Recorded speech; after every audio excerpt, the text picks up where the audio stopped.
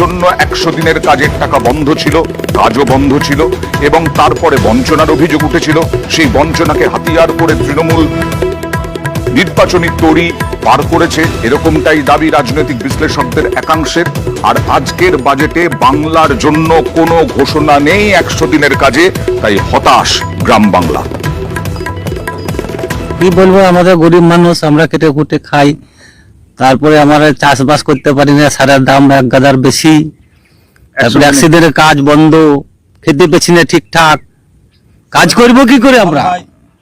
তাতে সারের দামটা একটু কম থাকে, তাহলেও তো আমাদের একটু হেল্প পাই।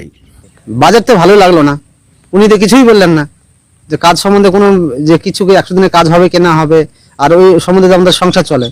আর চাষবাসের যা অবস্থা এখন, মাঠঘাটে কাজকর্ম নাই, রাজমিস্ত্রির কাজ তো এখানে সেরকমই নাই, আমাদের তাহলে বিদেশ যেতে হবে। তো 100 দিনের কাজ হলেও ভালো হতো, উনি তো কোনো কথাই বললেন না।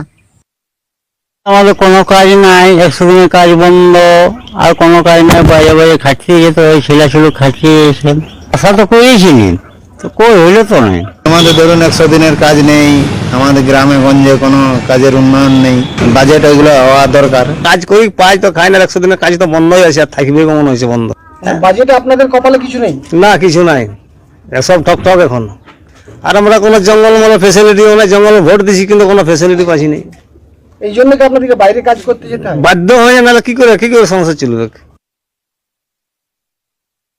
প্রকল্প নিয়ে কোনো সেন্ট্রাল গভর্নমেন্ট কোনো আলোচনা করেনি, আগে তো টাকা পয়সা পাইনি, আমরা নতুন কোনো কাজ করবো পাবো কি পাবো না, এর মধ্যে করে আমরা আশা আমাদের ছিল। এভাবে আমরা এখন ভিন দেশে রাজ্যে যে আমাদের কাজকর্ম করে খেয়ে বাঁচতে হয়।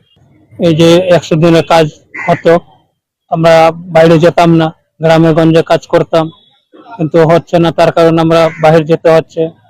আজকে যদি 100 দিনের কাজের একটা বিল পাস করতো, তাহলে আমরা গরিব মানুষ এখানে খেতে পারতাম, এবং আমরা নিজের বাড়িতেই ছেলে মেয়ের সাথে থাকতে পারতাম।